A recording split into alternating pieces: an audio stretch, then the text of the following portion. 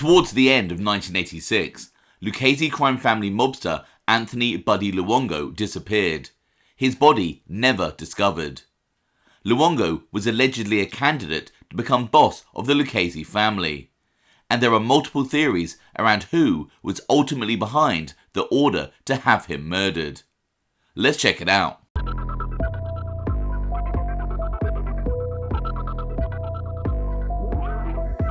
Welcome to OC Shorts, bringing you detailed historical snapshots of the American Mafia and other organised crime. Feel free to subscribe if you like that sort of thing. Today, we're going to take a quick look at the murder of Lucchese crime family mobster Buddy Luongo. In 1986, the hierarchy of the Lucchese crime family was on trial in the famous commission case. The three top positions of the family at the time consisted of family boss Anthony "Ducks Corallo, family underboss Salvatore Tom Mix Santoro, and family consigliere Christie Tick Furnari. As the commission trial progressed, these three men knew that they were most likely about to spend the rest of their lives behind bars. And so, Anthony Corallo had to consider who was to become his successor as boss of the crime family. When looking back at history, it is at this point where there are various narratives as to what transpired next. In one version of events, family boss Anthony Corallo had picked Bronx-based captain Anthony "Buddy" Luongo to be his successor. Family underboss Tom Mix Santoro also supported Luongo. However, family consigliere Christopher Furnari had recommended Brooklyn-based captain Vic Amuso as his choice to take over as boss of the family. In this version, Vic Amuso and his close friend Anthony Gaspipe Casso lured Anthony "Buddy" Luongo to a meeting in Brooklyn and had him killed, paving the way for Amuso to succeed Anthony Corallo as boss of the family. However, in another version of events, Anthony "Ducks Corallo had chosen Vic Amuso as his successor, but he then found out that Bronx captain Buddy Luongo was planning on taking over the family with the support of family underboss Salvatore Tom Mix Santoro. Corallo then ordered that Anthony "Buddy" Luongo be murdered. This is a very high-level summary of these two versions, both of which we will examine in greater detail later in this video. But first, let's take a closer look at Buddy Luongo. Anthony "Buddy" Luongo was born in around 1939 or 1940. Documents indicate that by his late teens, he was living in East Harlem. At the age of 17, Anthony Luongo was arrested for being part of a gang that robbed multiple liquor stores in a series of heists. One newspaper reported, 4 members of a youthful toy gun hold-up mob who admitted a liquor store robbery spree which cost a dozen or more East Side liquor store owners over $2,000 during April, were charged with robbery yesterday at the East 51st Street station. The 4 already have been identified in 6 stick-ups, detectives said. They will be arraigned today in youth part of felony court. 2 other accomplices are being sought. Police named them as Fred Bruno, 22, of 411 East 114th Street, father of 3 children, whose wife is in a tuberculosis sanitarium. Anthony Falcone, 17, of 16 Stratton Street, Yonkers. Anthony Luongo, 17, of 2059 First Avenue, and Philip Cremino, 16, of 516 East 117th Street. Later in the 1960s, Buddy Luongo was listed as living in the Bronx at 2385 Woodhull Avenue. In the mid-1960s, a kidnapping gang with allegedly no ties to any of the 5 Cosa Nostra families in New York were grabbing mobsters and holding them for ransom. One newspaper reported, the kidnap mob was described as smart, tough and ruthless. They have no allegiances, The syndicate knows this and wants these guys killed, a source said. The operation is a smart one. The kidnappers pose as cops, and when they pick up a victim, they tell him he is wanted for questioning. Then comes a telephone call and the ransom demand. And so, on the 24th of April 1967, Michael Luongo, the uncle of up-and-coming mobster Anthony "Buddy" Luongo, was grabbed by the kidnapping mob. The police heard that the payoff to release Michael Luongo was going to take place at the Woodhaven bowling lanes at Woodhaven Boulevard and Metropolitan Avenue, and they witnessed Buddy Luongo arrive to deliver the $45,000 ransom money. One newspaper reported. Young Luongo met with a friend, Joseph Manfredi, a police source revealed, and then the fun started. The place was crawling with bowlers and hoods. There were friends of the victim, about 15 of them, and at least 20 guys we think belonged to this maverick kidnap mob. We were supposed to make an arrest, but our superiors said no. There would have been a shootout. Innocent people would have been hurt. We couldn't tell the good guys from the bad ones. Intensive investigation has revealed that Luongo's kidnapping was only one of at least 10 we know of, where sums ranging from $75,000 down to $25,000 were paid, a source said. In one case, we know positively the victim was murdered. He was found 2 days after $25,000 was paid on account, with his head and hands cut off. The body was found in Riverdale. After the $45,000 ransom was paid, Buddy Luongo's uncle, Michael, was released, and the police then launched an investigation into the kidnapping mob. However, the victims of the kidnapping and those close to them were not cooperating with the authorities with regards to the investigation. District Attorney Frank S. Hogan then charged Michael Luongo for refusing to testify in front of a grand jury regarding his own kidnapping. Rocco Mazzi, who also refused to testify about the kidnappings, was also arrested. The police then hunted Anthony "Buddy" Luongo on perjury charges related to his uncle's kidnapping. One newspaper reported. The third man hunted by District Attorney Frank Hogan's office in the kidnap, murder and ransom plot aimed at New York's crime syndicate surrendered yesterday to police. Anthony "Buddy" Luongo, 28-year-old nephew of an alleged kidnap victim, Michael Luongo, is accused by Hogan and a grand jury of willfully lying about his knowledge of a $45,000 ransom paid to get his uncle released. The younger Luongo was accused of going to a Queens bowling alley 2 days after his uncle was allegedly kidnapped by a no-allegiance gang of ruthless killers, and participated in the payoff, which led to release of his uncle, Michael. 15 automatic shotguns and $5,000 in cash were confiscated from Anthony Luongo's apartment and car Thursday by police looking to arrest him. Buddy Luongo was sentenced to 3 months for perjury. Over the next 10 years, Buddy Luongo continued his criminal career as an associate for the Lucchese crime family. And then, according to the excellent website LCN Bios, in around 1978, Buddy Luongo was formally inducted into the Lucchese crime family. His sponsor into the life was Salvatore Tom Mix Santoro.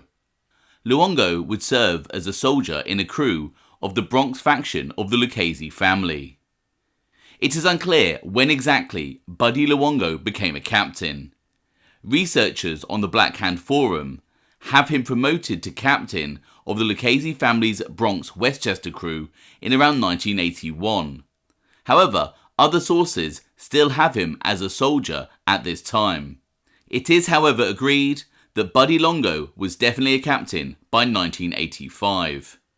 In the early 1980s, sources indicate that Anthony "Buddy" Luongo hosted high-stakes card and dice games at a Fiat dealership in the Morris Park neighborhood of the Bronx.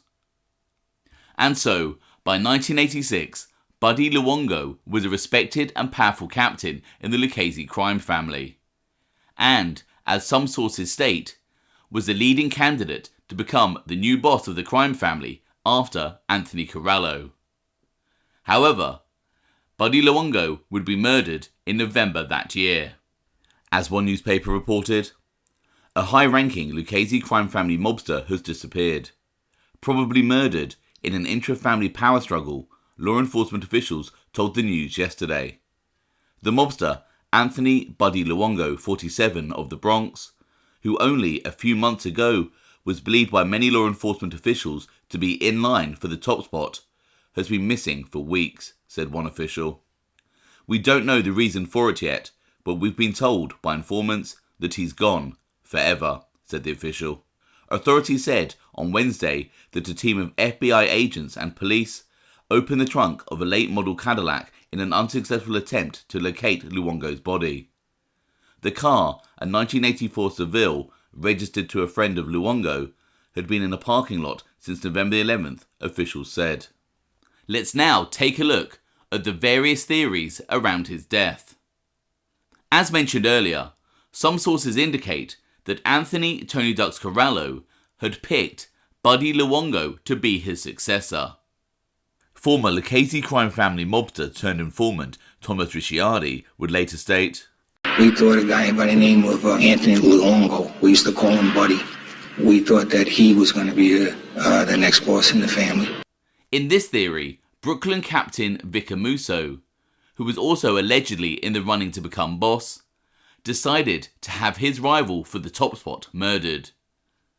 Allegedly, in an unsanctioned hit, Vic Amuso and Anthony Casso invited Buddy Luongo to a meeting in Brooklyn to discuss the attempt on Casso's life by associates of the Gambino family a few months before. At this meeting, in a home in Brooklyn, Buddy Luongo was shot and killed, his body buried somewhere in Canarsie, and his car driven and left at JFK Airport. Interestingly, in a similar version to this theory, Genovese crime family soldier turned informant Vincent Cafaro would later recall that Buddy Luongo was already serving as acting boss of the family at the time he was murdered.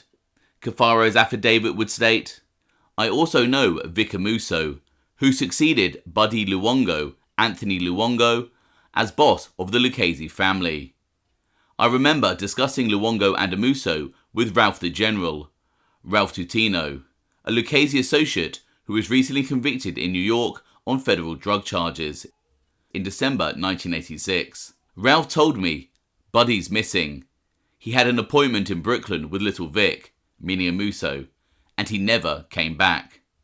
A few days later, Ralph told me that Eddie Coco, Mac, Mariano Macaluso, and Vic Amuso were now running things for the Lucchese family. Luongo was never heard from again. Sammy Santora later told me that Luongo had been murdered and that he believed that the guy from Brooklyn was responsible. I know the guy from Brooklyn to be Little Vic, Victor Amuso." There is, however, no solid evidence to support Cafaro's claim that Buddy Luongo was actually already confirmed as boss of the family in 1986. But what Vincent Cafaro's affidavit could show is that other families perceived Luongo as next in line for the role. In the version of events just discussed, where Vic Amuso and Anthony Casso have Buddy Luongo killed on the sneak without authorization, the interesting point to note is that if this is true, then they did so when Anthony Corallo was not yet in prison. Corallo was still on the street out on bail in November 1986. He hadn't yet been found guilty in the commission case and would not be sentenced until January 1987. It would be considered a very ballsy move to murder the family boss's choice of successor whilst he was not yet incarcerated. So, let's take a look at one of the other theories. In this version of events, as discussed towards the start of the video, Anthony Corallo had decided upon Brooklyn captain Vic Amuso to be his successor, and not Buddy Luongo.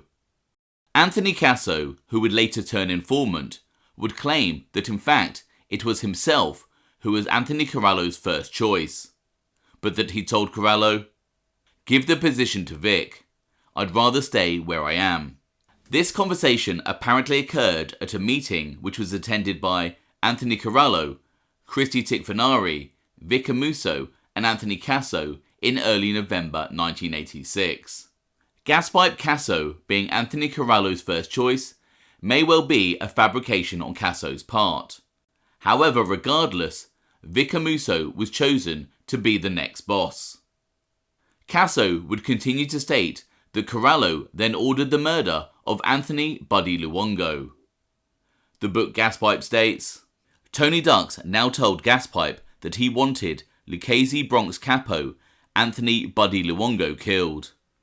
Tony Ducks had heard rumours that Luongo was planning a takeover of the family. Interestingly, former acting Lucchese family boss turned government witness Al Diarco would state to journalists Jerry Capisi and Tom Robbins that on the day that he was released from prison, on October the 22nd, 1986, he met with Vic Amuso, who told him that he was the new boss of the crime family. The book Mob Boss states, "We had a cup of coffee, and then Vic says, 'Let's take a walk.' And we start walking. First thing he tells me is that he's the new boss." Al noted that Amuso was violating a rule by sharing the news. Mob Protocol held that promotions were to be revealed only by way of formal introduction by another member in the know. If Al Diarco's recollection is correct, then Anthony Corallo had already chosen Vic Amuso to be boss, prior to Casso's account, and more importantly, prior to the murder of Buddy Luongo. If this is indeed the case, then it would appear that Anthony "Tony Ducks" Corallo did sanction the murder of Anthony "Buddy" Luongo. There is also another interesting theory behind the murder of Buddy Luongo.